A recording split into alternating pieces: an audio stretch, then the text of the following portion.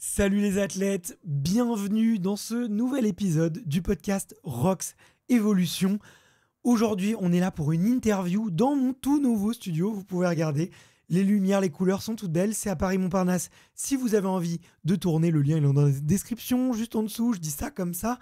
On va pas faire trop de promos. À celles et ceux qui me connaissent pas, je m'appelle Bart. J'ai monté le média Rox Evolution. Donc, on fait un podcast, on a un blog, un petit compte Instagram et aussi un programme d'entraînement où vous êtes plus de 150 maintenant. Là aussi, je vous mets le lien dans la description si jamais ça vous intéresse. Si vous êtes là pour la première fois, déjà merci d'être là, ça nous fait vraiment plaisir. N'hésitez pas à aller regarder nos autres vidéos.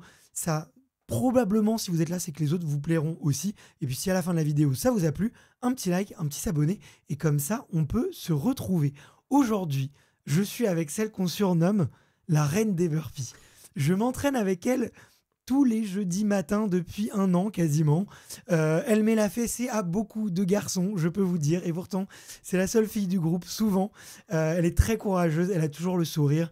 Elle a des perfs absolument exceptionnelles, elle va nous les dire. De toute façon, elle en a tellement que j'ai pas pu toutes les retenir. En tout cas, c'est un plaisir d'être là avec elle. Je suis avec Anne-Caroline. Salut.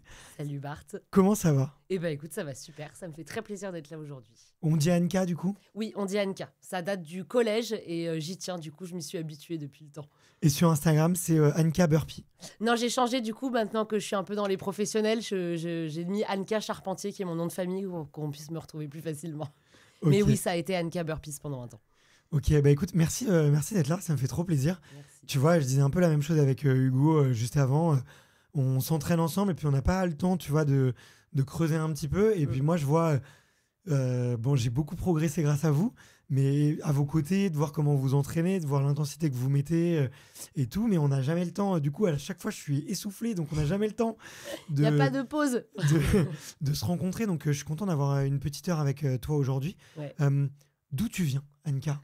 Alors, je m'appelle donc Anne-Caroline, j'ai 36 ans bientôt, là dans 2 mois. Je viens pas du tout du sport à la base. J'ai grandi dans le sud, après j'ai bougé à Bruxelles, je suis arrivée à Paris, j'avais 8 ans, voilà, donc ça fait un moment quand même que je vis à Paris. Je faisais pas du tout de sport quand j'étais petite, quand j'étais jeune. C'était pas du tout quelque chose qu'on faisait dans ma famille. J'ai 3 grands frères et il y en a pas un qui fait du sport vraiment non plus. C'est vrai ? Ouais, aucun. Toujours Donc, pas ?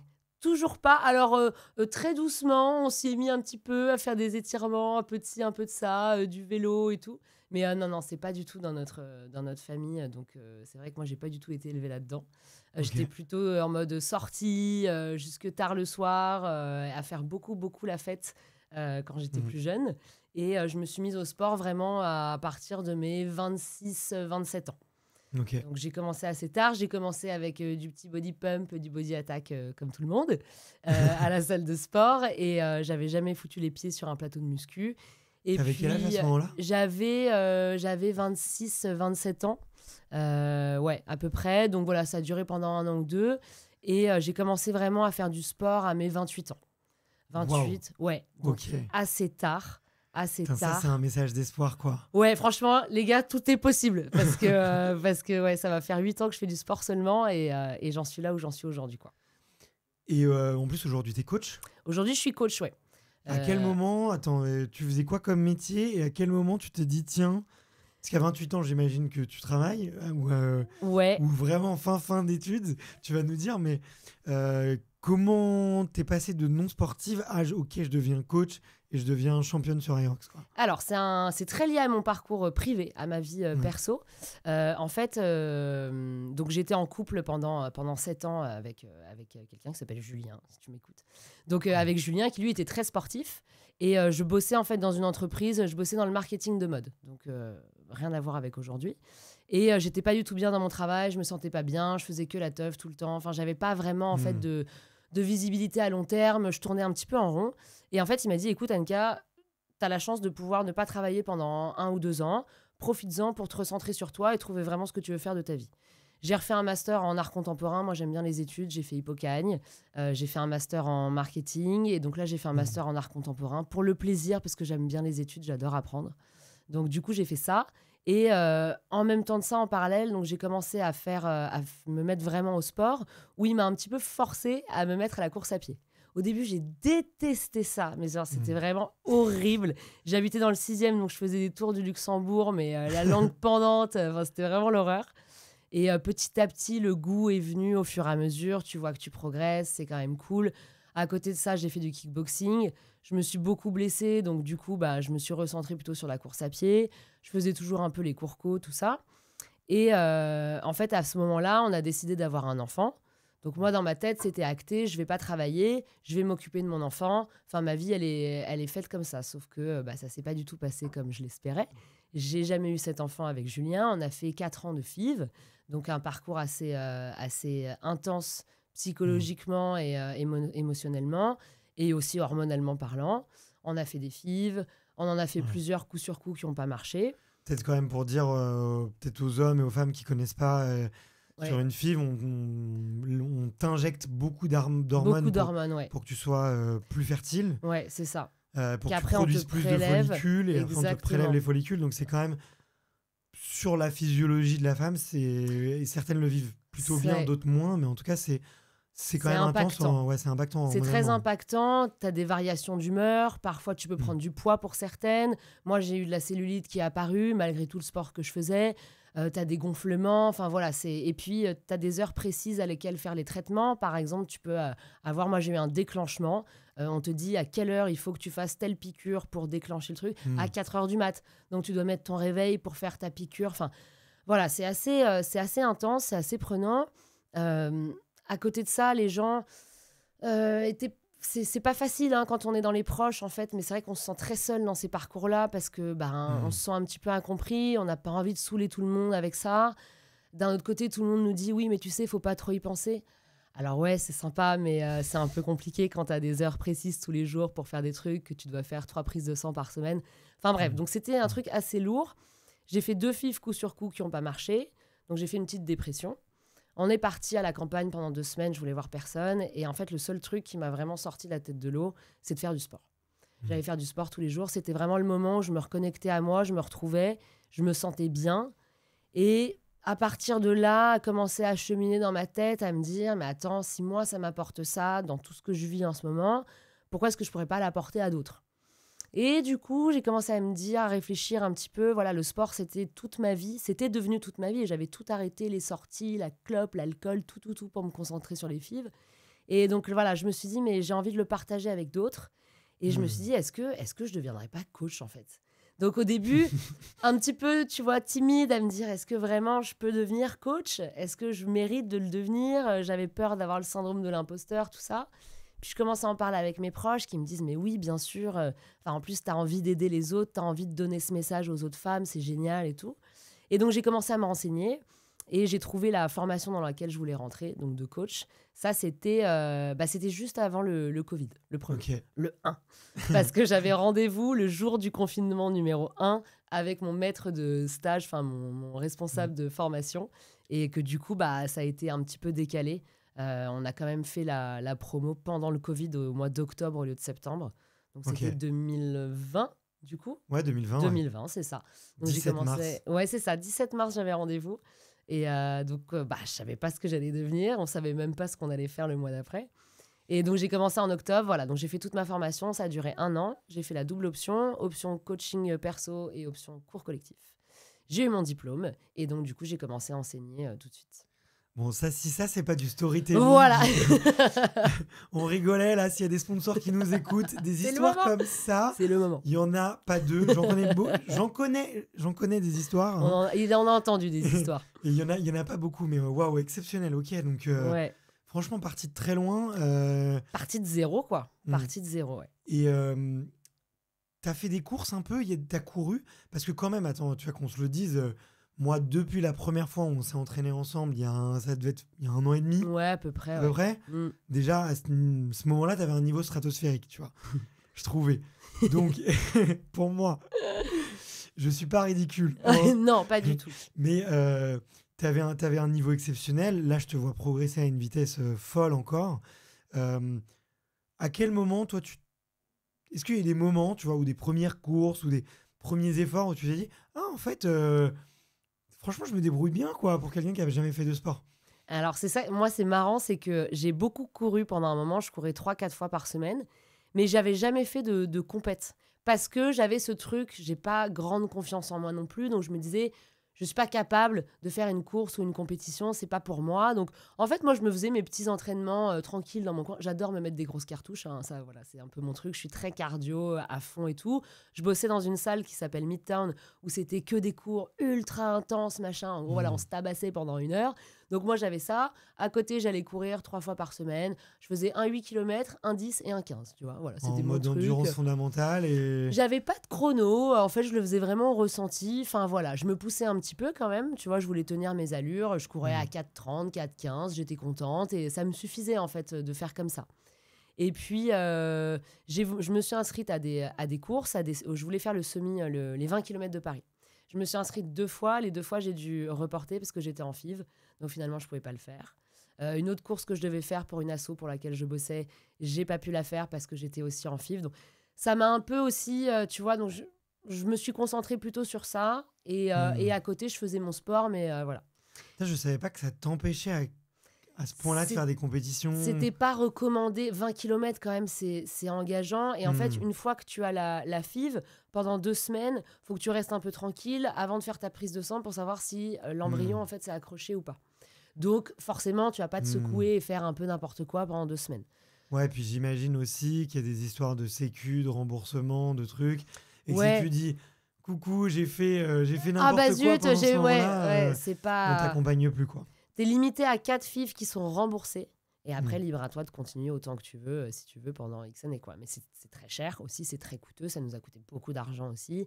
Tous les traitements, tout ça. Donc bon, donc du coup, voilà, j'avais pas fait les courses, j'avais préféré la jouer sécurité. Et la vie a fait que finalement, avec mon ex, on s'est séparés. Pas du tout par rapport à ça, mais pour d'autres raisons. Et que j'ai rencontré Pierre, qui est aujourd'hui donc mon compagnon, le père de ma fille, et accessoirement mon coach.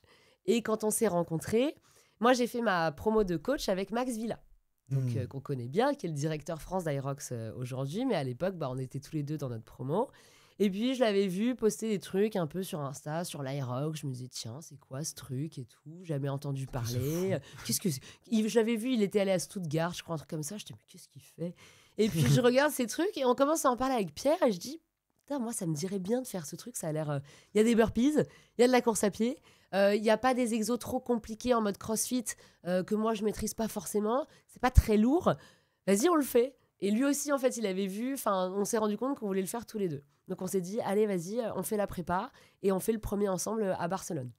Attends, et du coup, avant ça, t'avais jamais couru une course à pied officielle de toute ta vie? Non, mais rien non. Du tout. je rentre chez moi, je boude. Rien du tout. Pas de compète, rien. Parce que je me sentais pas légitime, en fait, de le faire.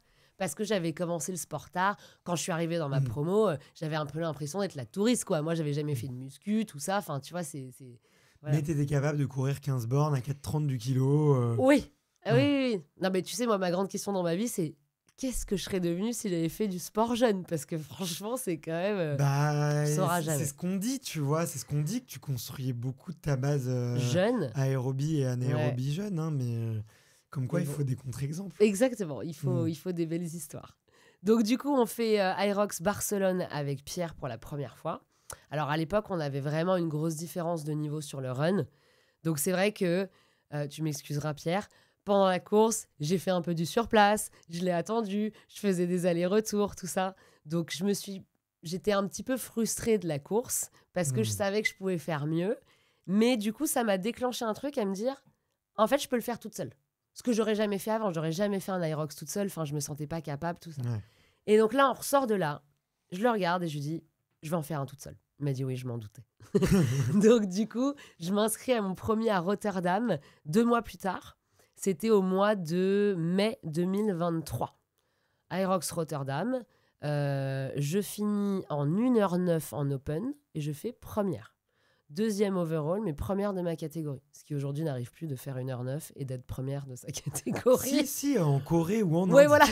En Inde, je pense que c'est OK. Écoute, moi, je regarde très sérieusement. En Turquie, ces peut-être. Ces opportunités-là, je sais que... Il y a des choses à saisir. Bah ouais. Ah bah oui, non mais c'est clair, en Europe maintenant c'est foutu. Hein, Tu donc, vas en Inde, tu fais 1h10, t'es sur le podium. Hein, bah, j'ai vu des vidéos de wall ball, c'est des quarts de wall ball. En fait, ils font des push press et c'est validé. Donc oui, je pense que tu peux aller à Mumbai sans problème. Bon voilà, s'il y a des gens qui sont Voilà, chauds qui sont chauds pour pour faire un temps. m'accompagner, on se fait un voyage. Je nous trouve des sponsors si vous voulez. Voilà. Je me débrouillerai. On affrète On en fait avion. On fait du contenu, on y va.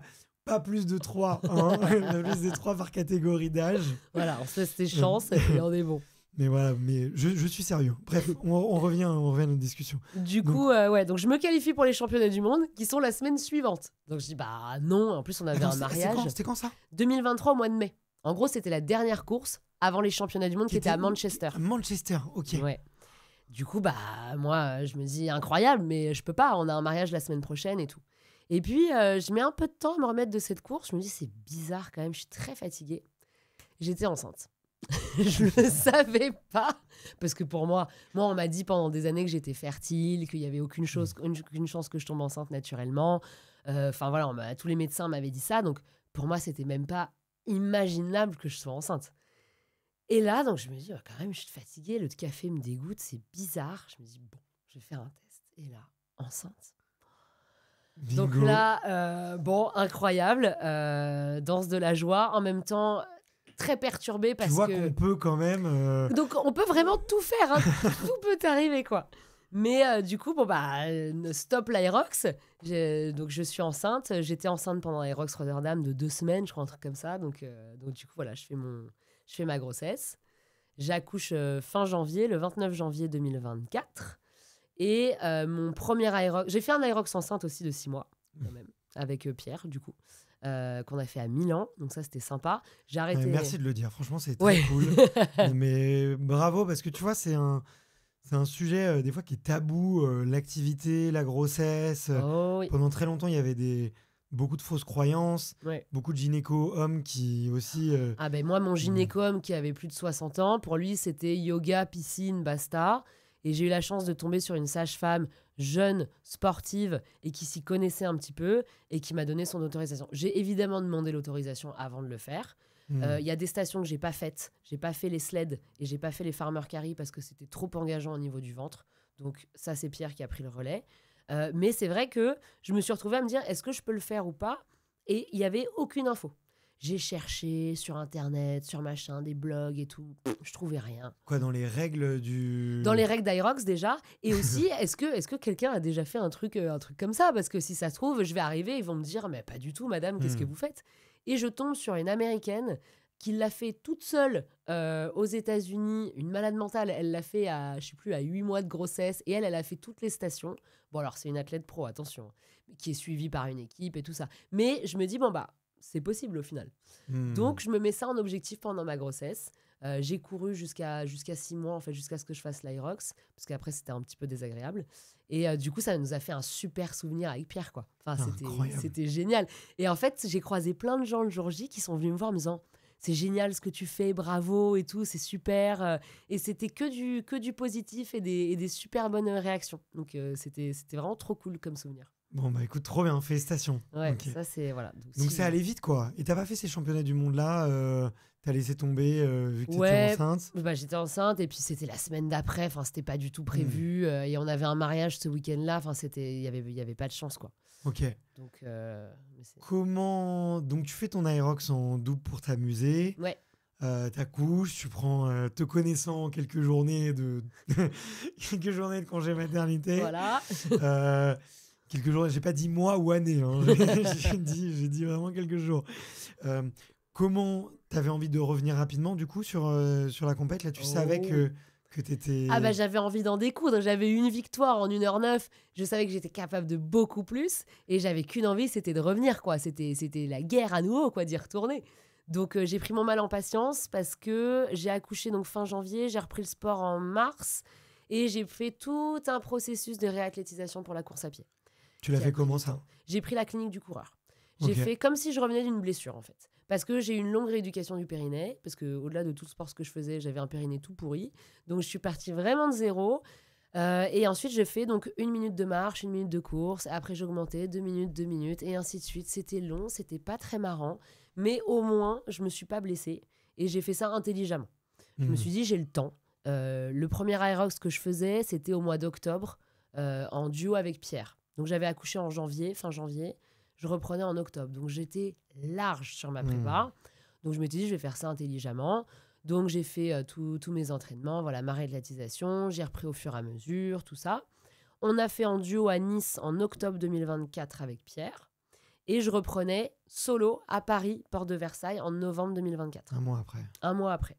Okay. Il y a eu 7 mois où j'ai pas couru en tout, entre Aerox Milan et quand j'ai repris le run.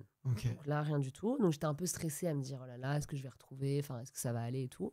Je fais l'Aerox Paris, Porte de Versailles. J'étais toute stressée. Je fais 1h05 en open. Je finis 3e overall et première de ma catégorie d'âge. Je me qualifie pour les championnats du monde à Chicago. Bingo. Donc là, je me dis, bon, bah c'est cool. Mais tu sais que j'en ai parlé pas mal quand même sur des podcasts via Extraderrien. Et le fait d'avoir un enfant augmente ton taux de globules rouges dans le sang, augmente aussi vraiment le nombre de transporteurs d'oxygène. Ouais. Et donc, c'est prouvé que si tu t'entraînes correctement, que tu fais intelligemment les choses, après avoir eu un enfant, tu peux vraiment progresser fortement sur ta VO2 max et ta VMA, quoi. Et ça, je ne savais pas du tout. Et c'est la première qui m'en a parlé, c'est Anaïs Chevalier-Bouchet. Oui. Je sais pas si tu vois qui c'est. C'est une biathlète qui a été 2 fois vice-championne olympique. Et elle a eu ses 2 médailles avec une grossesse entre les deux, tu vois. Ah ouais. Donc c'est assez ouf quand même. Elle me disait ça en fait. Les études montrent que sur les sports d'endurance, c'est bénéfique d'avoir un enfant. C'est notre récompense pour avoir porté un enfant pendant 9 mois. Mais écoute, je pense que c'est mérité. C'est largement mérité. On a le sur droit. Toutes les autres, c'est sûr que c'est un sacré entraînement. Waouh, ok. Attends, et 1h05 en open. En open, ouais. Pour l'instant, j'étais encore en open, 1h05. Donc mais ce cool, qui est déjà fou. Tu cours à quelle vitesse là Je cours à 4, je dois être à 4,15 à peu près, un truc comme ça. Après, je fais le dernier que je fais en open, c'est Marseille un mois plus tard. C'était au mois de décembre. Marseille, c'était une super course. Tu refais un truc bien, ouais. Je fais 1h04. Et là, je suis 2e overall, première de ma catégorie. La chance d'être vieille, c'est que généralement, je suis première de ma catégorie d'âge, donc ça, c'est cool. Et ouais, je fais 1h04, donc plutôt contente. Et du coup, à partir de là, Pierre me dit, là, va falloir passer en pro parce qu'en plus, t'es qualifié pour les championnats du monde et c'est forcément en pro, donc va falloir se lancer. Et là, c'est quand même pas pareil parce que les charges pro, je les connaissais, mais avec Pierre, c'est lui qui prenait le lead sur les trucs lourds. Donc, a commencé la grosse prépa avec force surtout. Parce que moi, qui ai commencé la muscu très très tard, j'ai pas des grosses perfs du tout en muscu. C'est pas mon fort, je me blesse souvent. Donc, du coup, je suis assez fragile du bas du dos. Donc, j'ai laissé tomber. Sur des squats, sur le deadlift. Voilà. Alors là, les deadlifts, à chaque fois que je me blesse, c'est quand j'augmente un petit peu mes charges sur le deadlift parce que je sens que je peux le faire. Mais en fait, ça tient pas. Donc j'ai fait une croix dessus, j'ai dit c'est pas grave pour l'Aerox, j'ai pas besoin de soulever extrêmement lourd non plus, c'est plus du renfort pour m'aider sur les stations et être fort dans les jambes, mais j'ai pas besoin de faire un deadlift à 120 kg, tu vois. Donc j'augmente pas, je reste dans les charges que je maîtrise. On a quand même fait un peu de force là pendant la prépa, comme j'avais du temps là après Chicago, mais on a fait surtout priorité sur le run. Ok, ouais. Donc, priorité sur le run. Ça ressemblait à quoi ta prépa run? T'avais des semaines un peu type, tu devais cycler, j'imagine, pas mal. Est-ce que tu as fait un plus de VMA, plus de seuil? Tu vois, c'était quoi un peu les grandes stratégies? VMA, là, on l'a plutôt fait. On a fait plutôt zone 2 et VMA pendant la préparation vraiment globale. Le PPG, tu vois, après Chicago. Bon, il y a eu les vacances déjà, donc c'était surtout du plaisir. On a un peu bidouillé comme on voulait. Mais après, on a pris le temps. Je faisais 3-4 zones 2 par semaine, quand même. Plus des VMA, histoire de relancer un petit peu de vitesse, de se remettre un petit peu dedans. Et là, on a vraiment repris le seuil. Tout ce que j'adore. La violence du seuil, je déteste ça. Donc voilà, là j'ai une séance de seuil. C'est quoi ta pire séance? Je pense que tu me fous en 3 x 8 minutes. Franchement, pour moi, c'est vraiment horrible, quoi. Les longueurs comme ça. Ça va, franchement, 3 x 8. Là. 2 x 10 minutes et tout. Moi, je trouve ça tellement Moi, je commence long. à arriver sur des 3 x 10 et 3 x 12 et tout. Et... Oh là là. Ça pique. Hein. Non, mais parce que moi, il me fout ça à 3,45 si tu veux. Donc, c'est long. Mais bon, c'est important et au moins ça me... Tu les fais sur tapis ou tu les fais où à Paris, tiens d'ailleurs? Moi, je les fais sur les quais. J'habite dans le centre de Paris, donc quand je peux, si je suis sur les bonnes heures, qu'il n'y a pas trop de vent, parce que là, c'est horrible, franchement, de se taper le vent de face, je vais le faire sur les quais de la rive droite. Sur 8 minutes, tu Oui, pars... alors par contre, non, à 8 minutes, je vais le faire plutôt sur tapis. Voilà. Sinon, après, tout ce qui est VMA et tout, je vais le faire sur les quais. Okay. En gros, tu as 2 kilomètres sur les quais. Ouais, c'est ça. D'un bout à l'autre, que ce soit d'un côté et de l'autre. 8 minutes, j'ai vu que c'était... Ouais, en fait, moi, je me fais des allers-retours, du coup, et c'est long. Tu slalomes entre les touristes et tout, c'est pas la folie, quoi. Ouais, ok. Mais du coup, voilà, donc on a fait beaucoup de zone 2, de la VMA, de la force. Et là, maintenant, on est en train de faire, c'est dans 5 semaines Aerox Paris, Porte de Versailles. Donc, on est prépa spécifique et seuil à gogo. Ok. Donc, ouais.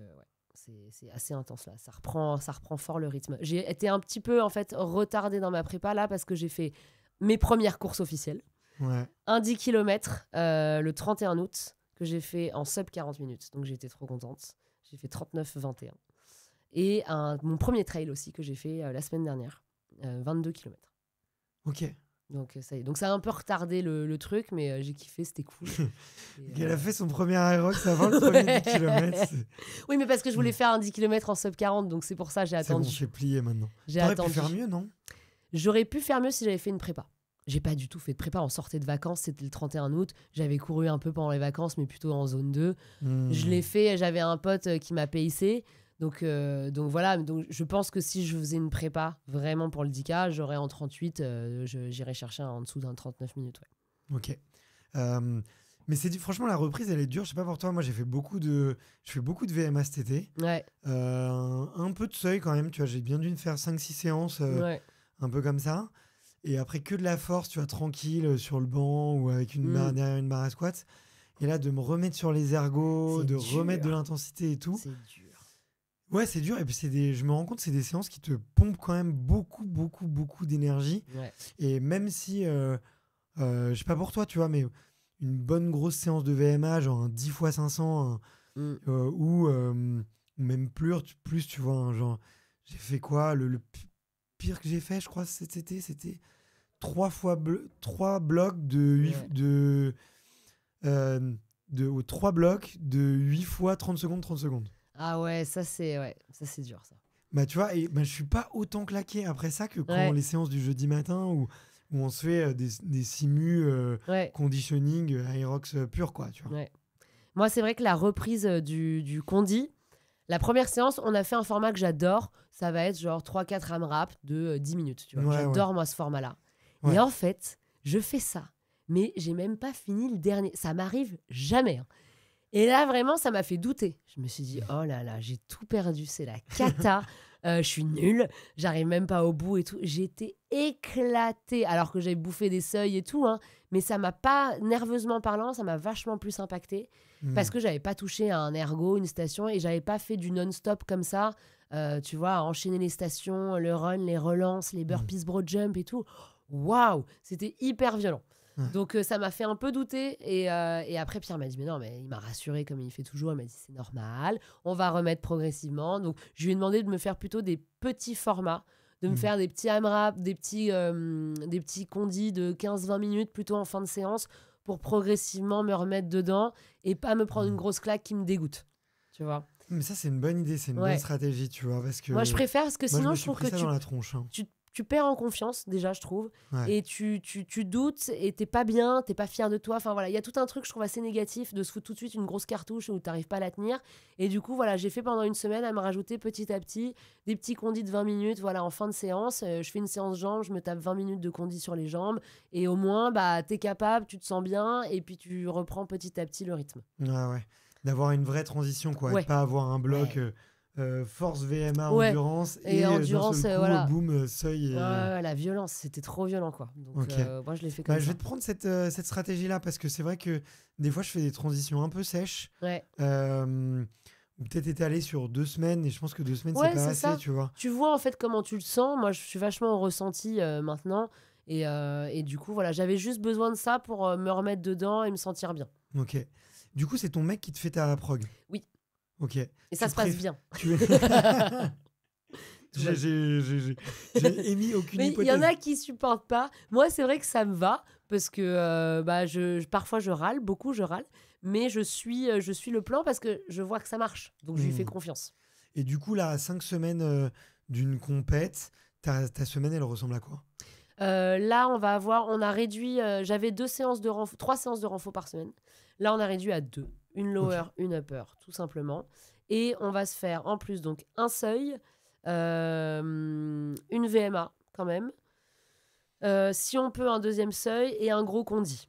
À ça, tu rajoutes un peu de gainage, de séance corps pour travailler vraiment. C'est pour ça que je me blesse aussi dans le bas du dos, c'est que je suis pas assez gainée, j'ai pas assez et j'en ai besoin pour l'Aerox. Plus rajouter les zones 2. Donc ça fait des journées à 1 ou 2 entraînements par jour. Mais l'important, voilà, c'est 2 séances de renfo avec un petit condi peut-être à la fin ou quoi, ou un travail spécifique sur, par exemple, les fentes marchées ou une station en particulier.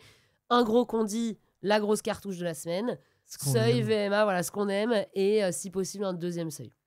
Ça te fait quand même pas mal d'intensité. Hein. Ah ouais, là c'est une grosse reprise. Ok. Ouais. Après, gros objectif. Gros objectif, et après déjà tout a été décalé. En plus là j'ai été malade, donc autant dire que j'étais stressée à me dire oh là là c'est la cata, c'est dans 5 semaines parce que t'as aussi ta taper week, la petite semaine où tu réduis l'intensité avant une compète. Nous on le fait 2 semaines avant. 2 semaines avant, pas d'intensité, vélo, zone 2, yoga, ce que tu veux, piscine. Et la semaine avant l'Aerox ou la semaine de l'Aerox, ça va être des petites relances nerveuses. Un petit EMOM mais facile, où tu as de la récup.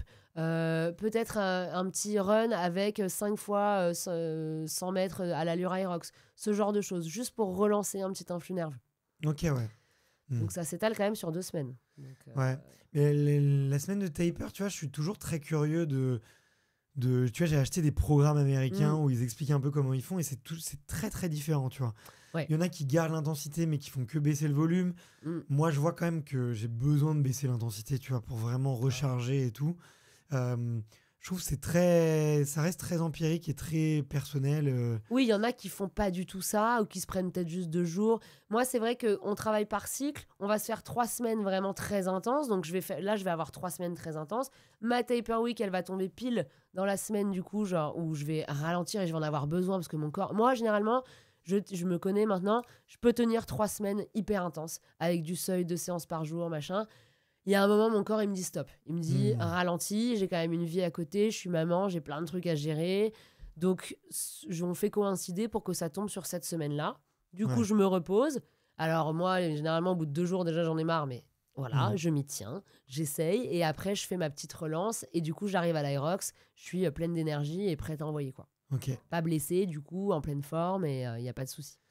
Je te pose une question peut-être indiscrète et si t'as pas envie d'y répondre, tu me réponds pas, mais je m'intéresse de plus en plus, tu vois, aux cycles hormonaux féminins. Et typiquement, ma compagne, elle a transformé son cycle en fonction professionnel en fonction de son cycle féminin hormonal, tu vois. Donc typiquement, la phase de pré-ovulation, elle s'est mis plus d'appels commerciaux parce qu'elle a plus confiance en elle, parce qu'elle elle sent qu'elle est plus éloquente, qu'elle a plus d'énergie. La semaine prémenstruelle, tu vois, c'est la semaine la plus dure pour elle au niveau énergie.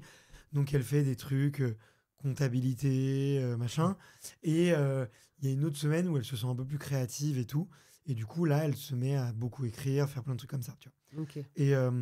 Et je vois que ça, tu vois, moi je viens un peu de la Startup Nation, du monde de la Startup Nation, et ça devient de plus en plus populaire chez les femmes, tu vois, entrepreneurs, décideuses, top managers et tout. Et quand je vais voir les sportives, j'ai pas l'impression, tu vois, que des sportifs, tu vois, essayent d'arranger un petit peu, tu vois. Il y a un peu la flexibilité de se dire, bon, aujourd'hui, je suis vraiment fatigué, je le fais pas, je le ferai demain, tu vois. Ça arrive très souvent. Ça, je trouve que les femmes, elles s'écoutent beaucoup plus que les hommes là-dessus. À se dire, on n'est pas à une journée ou 2 journées près, c'est pas grave, ce qui compte, c'est de faire tes séances clés. Mais toi, comme tu as l'air très à l'écoute et aussi un peu open pour en parler, est-ce que toi, ça t'est déjà... des fois, tu réfléchis tes périodes d'entraînement en fonction de ton cycle ou pas ? Alors, je suis un très mauvais exemple parce que j'ai pas de cycle. Ok. Donc, du coup, en fait, moi, j'ai été en aménorrhée pendant des années. Ça veut dire que j'avais Ok. pas de cycle.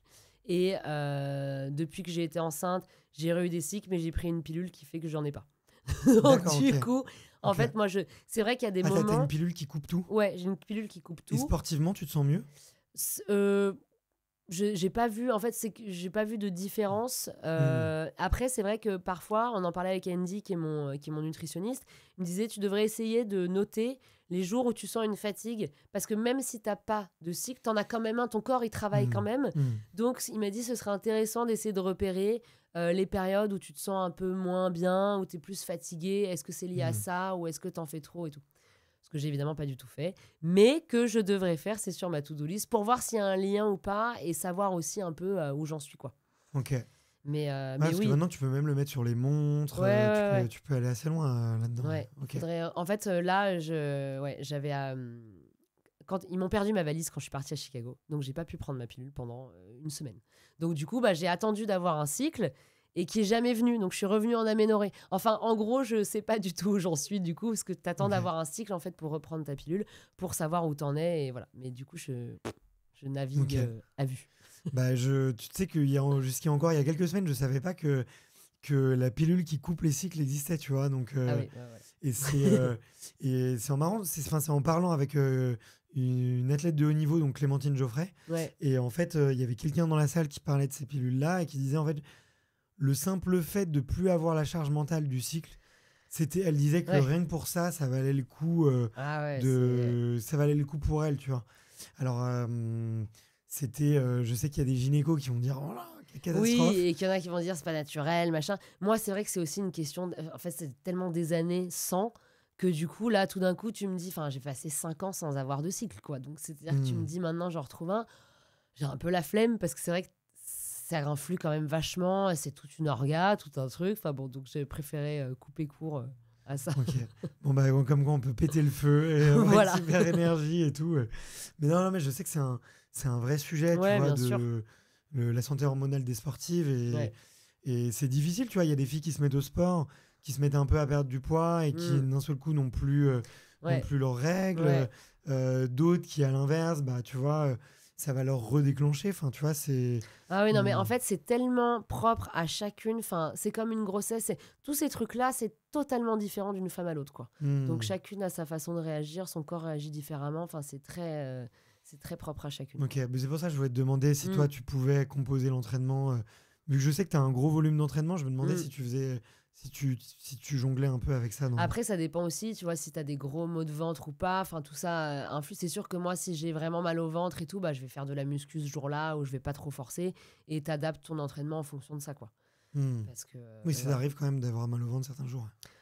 Alors moi non, mais avant en fait quand c'était le cas, oui, du coup tu adaptes en fonction et celles qui ont leur cycle font voilà, tu fais pareil parce que bah, sinon c'est tellement l'enfer quoi. Si tu te tapes un seuil alors que t'as mal au ventre et que t'es pas bien, c'est l'horreur quoi. Ah ouais.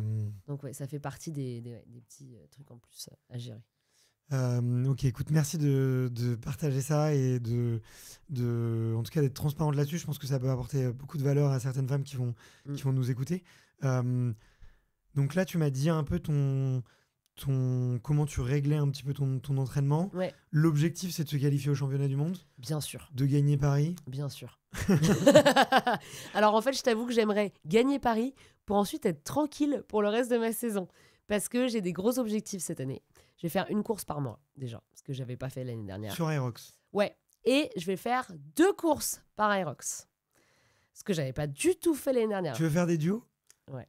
Mais Ok. je peux pas dire avec qui encore. On Ok. garde la surprise. Mais j'ai un gros objectif Avec une seule personne? Avec une athlète. On va se mettre en duo femmes.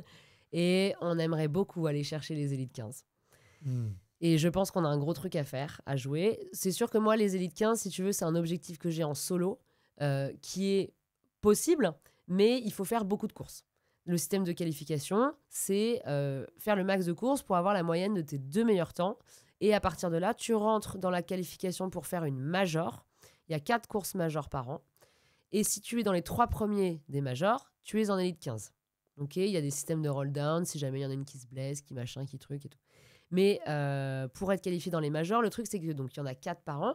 La première, elle est dans 2 semaines à Hambourg. Donc, moi, j'ai pas de course là pour faire mes temps. Et après, c'est à Perth, en Australie, ou à Phoenix, aux États-Unis. Moi, j'ai pas de sponsor. Appel au sponsor. Donc, je vais pas me payer le voyage en Australie ou aux États-Unis. Et la dernière, elle sera à Londres. Donc, en gros, on va tout miser sur Londres, qui est au mois de mars, je crois. C'est dur hein, parce qu'il y a beaucoup d'athlètes européens versus les autres nationalités. Ouais. Voilà, ils ont réparti et tout, mais c'est vrai qu'au final, avec une course à Hambourg qui est aussitôt dans la saison, quand t'as pas eu le temps de faire de course, elle est le 3 octobre. Moi, ma première course, elle est le 23. Donc en fait, c'est hyper frustrant parce que tu peux pas. En fait, il en reste plus qu'une. Donc on va tout miser sur celle-là. Et au pire, si c'est pas pour cette année, ce sera pour l'année prochaine. Mais je pense qu'on a de grandes chances toutes les deux de faire des très très bons temps. Et en perso, en solo, l'objectif, il est toujours là aussi, de m'en rapprocher au maximum et d'essayer de... Voilà. Je crois savoir qui c'est, je vais lui envoyer un petit texto. Essaye, sonde, tu verras. On va bientôt l'annoncer. J'ai déjà interviewé ou pas ? Non. Okay. Je l'ai pas interviewé. Ok, Voilà. Donc gros projet. Donc très cool. Donc beaucoup de courses prévues. Beaucoup de courses prévues, ouais. T'as déjà des inscriptions, j'imagine Bordeaux, j'imagine Nice, mais est-ce qu'il y en aura d'autres ? Alors j'ai Paris donc au mois d'octobre. Après au mois de novembre, j'ai Bordeaux que je vais faire en duo avec ma nouvelle binôme et en duo avec Pierre. Ouais. Parce que quand même, on avait dit qu'on le faisait ensemble. C'est la seule course que je ferai pas en solo. Après Bordeaux, décembre, j'ai la chance de partir avec Nike. Je suis coach Nike, de partir avec Nike à Londres. Voilà, donc ça c'est un super coup de pouce qu'ils m'ont fait où ils me payent le déplacement, le logement, les billets et tout. Donc je pars à Londres, je le fais en solo pro. Après on va partir à Amsterdam au mois de janvier où je le ferai avec ma binôme normalement et en solo aussi. Après Amsterdam, je crois que ça nous amène à Nice au mois de février. Donc ça enchaîne, ça va vite. Nice et après Nice, je crois qu'il y a Toulouse où je me suis pas encore mise dessus. Et puis après, au final, au mois de t'auras Paris Port de Grand Palais au mois d'avril. Et ensuite, c'est les championnats du monde. Donc je pense qu'il y a un mois où je fais pas de course, c'est tout de toute l'année. Tu feras peut-être un 20 km. Et voilà, je m'occuperai, je trouverai un truc. Moi, je m'en vais à faire une Spartan là, dans pas très longtemps là. Pour voir là dans 2-3 semaines. C'est cool de changer aussi. Moi j'ai bien aimé faire un trail, tu vois, voir un peu autre chose aussi pour changer de la prépa. Ouais, franchement il faut voir autre chose que des ergos et tout. Au bout d'un moment, c'est vrai que t'en as un petit peu marre. Donc là je me dis waouh, une année complète à faire que ça. Mais bon, vu que j'ai ce truc avec ma binôme et tout, c'est un peu excitant quoi. C'est un nouveau projet. C'est un nouveau projet et on était super excités toutes les deux, donc ça va nous driver bien, je pense, pour l'année quoi. En plus, elle court plus vite que moi. Donc, va vraiment falloir que je m'accroche. Attends, elle court plus vite que toi, mais alors elle vient plus du monde du running alors. Elle est plus athlète que moi. Enfin, elle a fait du sport très longtemps, très jeune et à haut niveau et tout. Donc, ouais. Bon, ça réfléchit là. Ça réfléchit là-haut, ouais. Ok. Est-ce que toi, vu que t'es coach à Paris, tu vois l'impact d'Aerox sur les filles? Je te dis là où je veux un peu en venir, c'est... Je trouvais que pendant un moment, les filles étaient un peu en retard en termes de niveau sur la scène internationale. Il y avait beaucoup de mecs qui sont arrivés. Après, on a la chance d'avoir Geoffrey, Alan, qui sont des super bons ambassadeurs. Oui.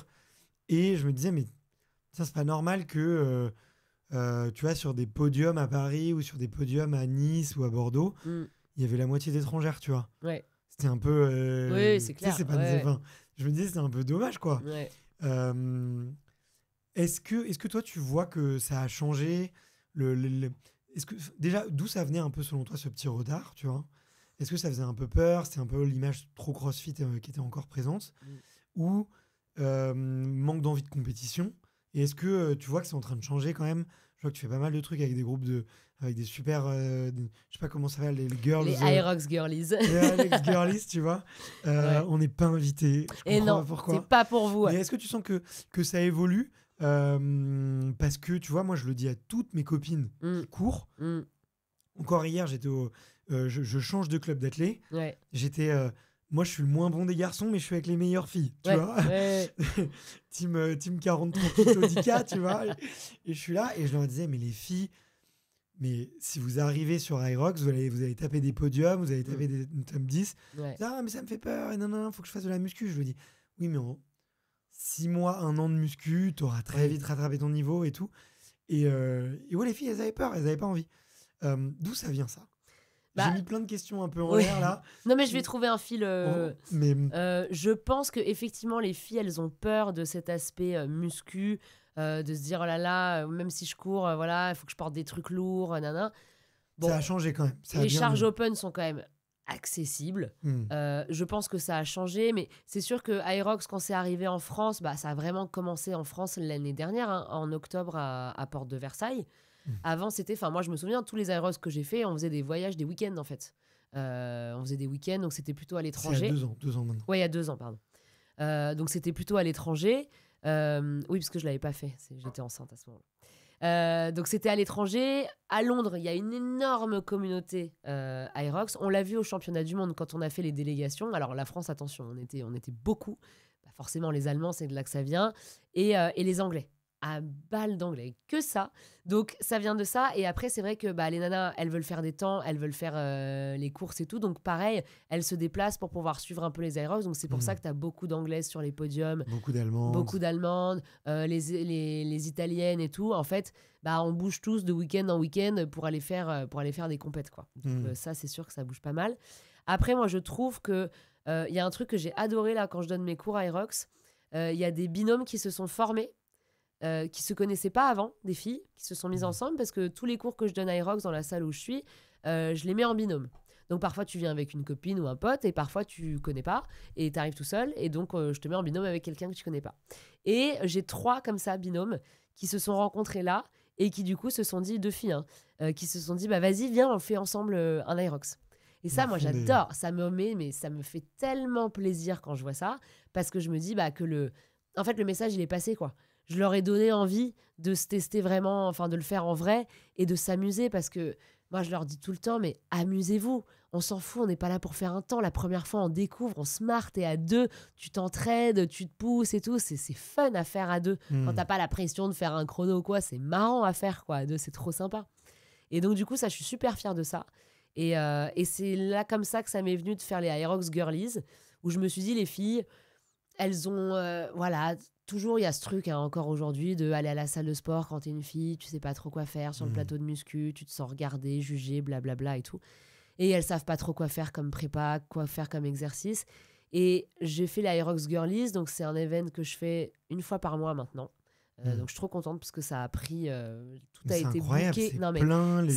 Les 3 prochains events sont bookés depuis 2 mois quand j'ai lancé. Là, j'ai jusqu'à janvier et après, je vais continuer toute l'année. Je vais en faire 1 par mois. Donc, c'est 20 personnes. Non, mais en vrai, si tu veux un coup de main sur cet événement, sur la com, sur l'opérationnel, sur n'importe quoi, moi, je trouve ça vraiment trop bien. Ça a l'air canon. Ouais, ça se voit qu'il y a une énergie cool. Ouais. Et ça me tiendrait à cœur, tu vois, vraiment, qu'il y ait une autre ambiance, tu vois, dans l'Aerox. Donc, voilà, je te le dis, bravo pour ce que tu as fait, en tout cas. Ouais, en fait, ce qui est cool, c'est que tu as plein de profils différents. Si tu me demandes c'est quoi le profil type d'une Aerox Girlies, il y en a pas. Il y en a qui ont 20 ans, il y en a qui ont 50 ans, il y en a qui sont sportives, il y en a qui sont pas sportives, il y en a qui ont jamais touché un sled de leur vie, il y en a qui ont déjà fait plein de compètes. C'est génial. Parce que du coup, tout le monde apporte son truc, tout le monde apporte son énergie. Ça se fait en groupe, en binôme, on se fout du gros Britney, du gros son et tout, de filles, machin. Et en fait, on s'éclate, quoi. On se marre pendant 1 heure. C'est dur, quand même, on s'entraîne, mais... elles ont le sourire, quoi. Et elles passent un super moment. Et pareil, il y a des rencontres. Et parce qu'à la fin, je fais toujours un espèce de petit goûter, tu vois, d'1 demi-heure. On prend le temps de discuter et tout ça. Et c'est génial comme ambiance, quoi. Mais NutriPure, ils t'enverront des produits pour ça. Mais j'espère. Tu leur en as parlé de ça? Non, je leur en ai pas parlé. Je pense que ça les intéresse. Ça les intéresse, c'est sûr. Ouais. Ouais, non, c'est un, tu vois, un super truc. Tu vois, une petite boîte de barres, quelques poudres et tout. J'en parlerai à Mathilde et Anthony. Je me mets la pression. Ils vont m'en vouloir. Désolée, j'ai rien demandé. mais non, mais tu vois. Non, mais du coup, voilà, ça ouvre, et je pense que les filles de plus en plus se disent qu'elles en sont capables et qu'elles peuvent le faire, et qu'en plus, voilà, c'est un bon moment à passer entre copines, quoi. Ouais, voilà. Donc je trouve il y a plus cette peur de ça va transformer le physique. Ouais. Moi, je vais te dire un truc. Enfin, honnêtement, je trouve que parmi tous les sports que je connais, je trouve que l'Aerox, c'est un des sports qui fait les plus beaux corps. Ah bah, tous les mecs qui débâchent, qu'est-ce que tu crois? C'est parce que, ouais, je suis d'accord avec toi. Non, mais même chez les filles, tu vois, ouais. Ah bah, moi, depuis ma prépa à Aerox, ça fait des jolis dos, ça te fait un peu des avant-bras, ça te sculpte vraiment les fesses et tout. Ouais. Les fesses, tu parles. Le premier Aerox que je fais, à chaque fois, t'as des courbatures aux fesses parce que tu t'es fait tes 100 wall balls et tout. Donc, non, je suis complètement d'accord. Donc, il n'y a plus cette peur-là de ça fait des physiques déformés. Je pense qu'il y a encore la peur de le faire toute seule.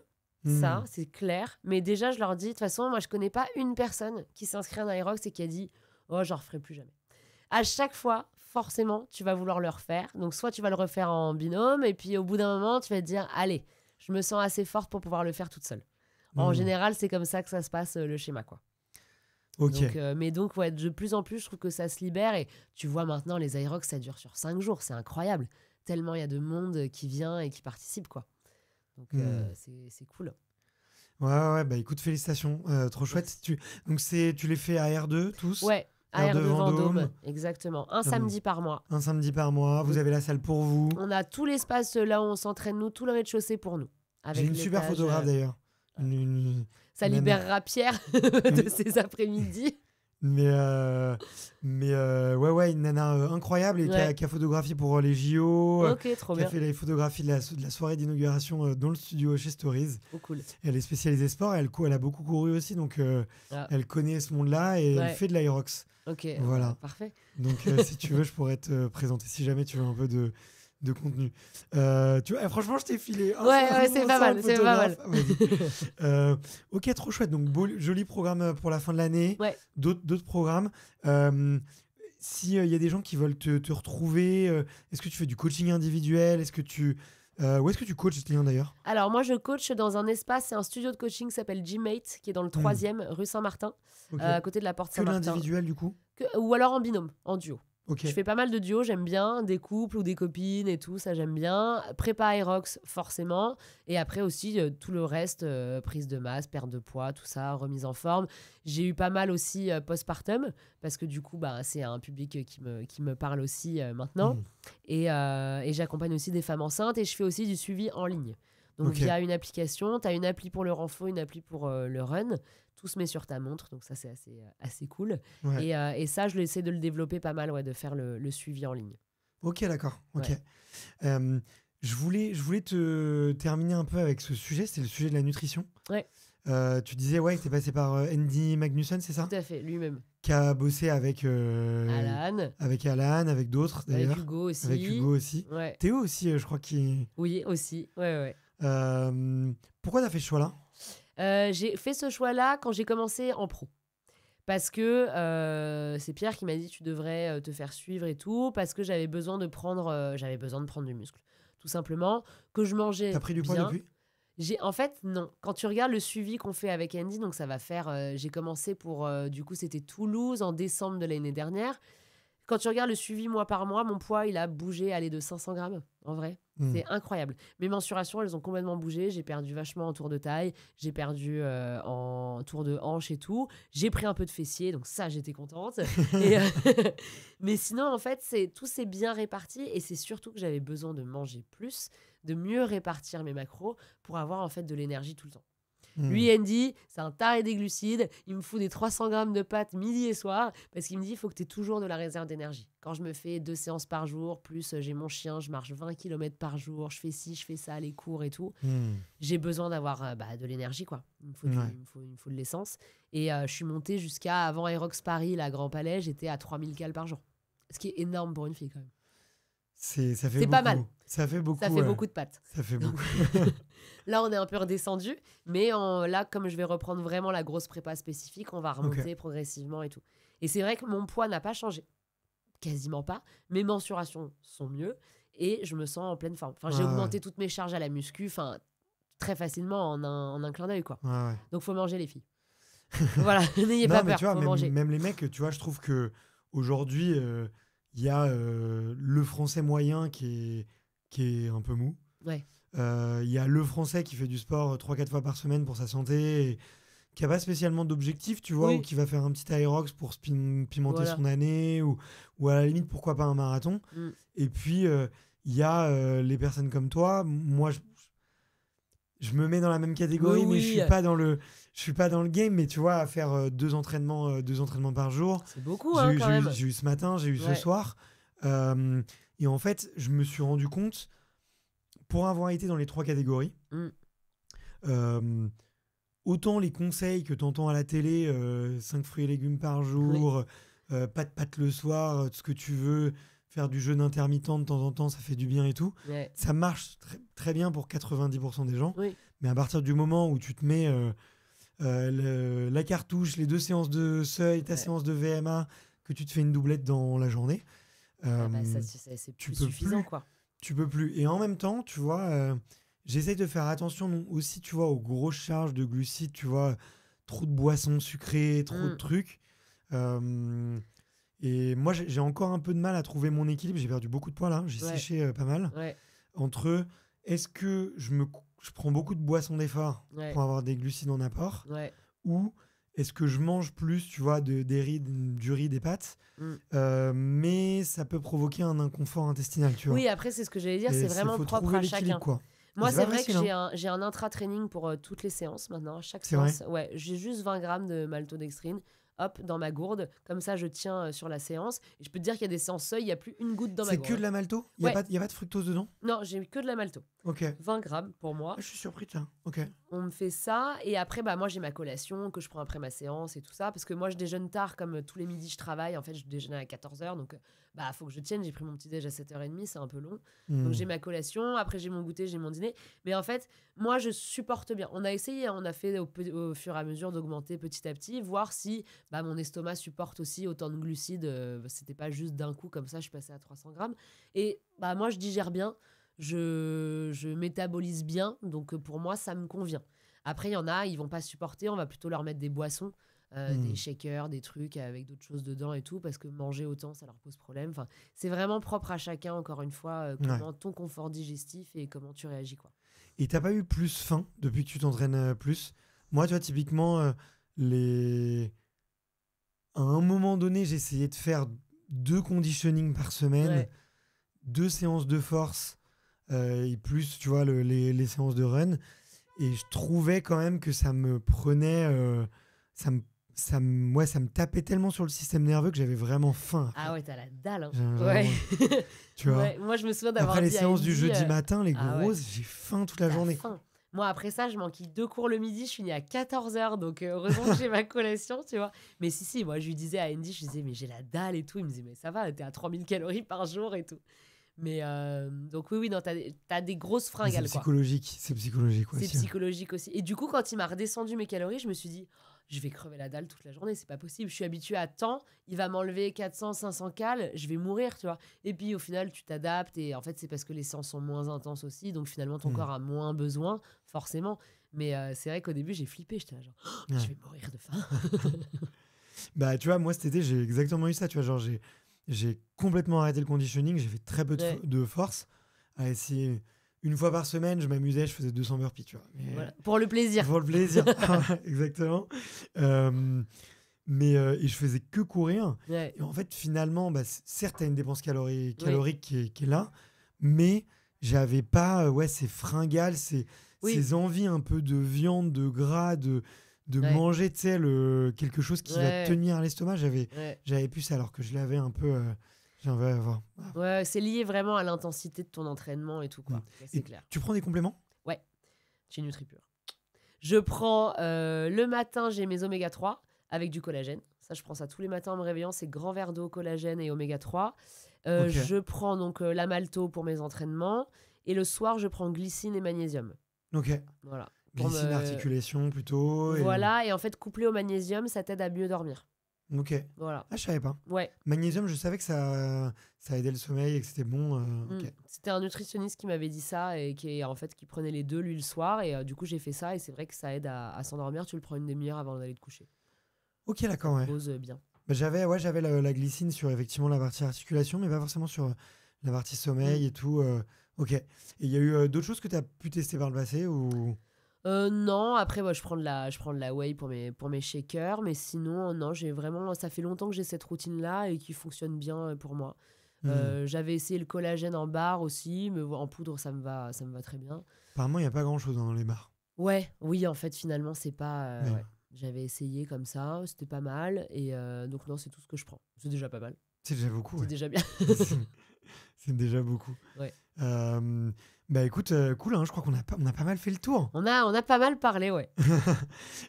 J'ai encore quelques sujets, tu vois, j'aurais pu te parler de récupération, d'organisation et tout. Mais, L'heure mais tourne. non, mais je me dis qu'aussi, il y aura de quoi revenir, de quoi en faire d'autres. Maintenant que j'ai le studio, je peux tourner autant que je veux, donc c'est plutôt chouette. Écoute, merci beaucoup, Anka, d'être venue jusque-là, d'avoir Merci à toi. déballé autant de sujets et tout. Je m'attendais pas à tout ça, tu vois, je te connaissais pas, donc je suis trop content qu'on ait eu ce petit moment ensemble. Si jamais les gens veulent te contacter, est-ce que je leur mets le lien Instagram dans la description? Lien Instagram, moi c'est sur Instagram, c'est Anka Charpentier. Voilà, du coup, professionnel. Ne cherchez pas Anka Burpees. Et il n'existe plus. Mais carrément, Anka Charpentier. Bah voilà, je vais mettre le lien dans la description. Bah si vous êtes encore là, hein, c'est probablement qu'on fait du bon travail sur Rox Evolution. Donc la première chose à faire, c'est d'aller le dire à Anka. Donc vous lui envoyez tout de suite un petit message pour dire j'ai adoré le podcast avec Bart, c'était cool. Et puis aussi probablement c'est que nos vidéos elles vont vous plaire et donc abonnez-vous pour ne pas louper les prochaines. Puis si jamais vous avez envie d'aller encore plus loin et en plus de nous soutenir, d'acheter notre programme, on est 150 membres, il y a une communauté sur WhatsApp. Je partage les entraînements du jeudi matin aussi dans le groupe pour que tout le monde les ait aussi. Et on progresse, hein, moi, 10 minutes en un an, quasiment aussi bien qu'Anka. Voilà. Bref, cesse de promo, mais en tout cas, à la semaine prochaine. Et je vous embrasse tous, les athlètes. Ciao, ciao. Salut. Merci, Bart.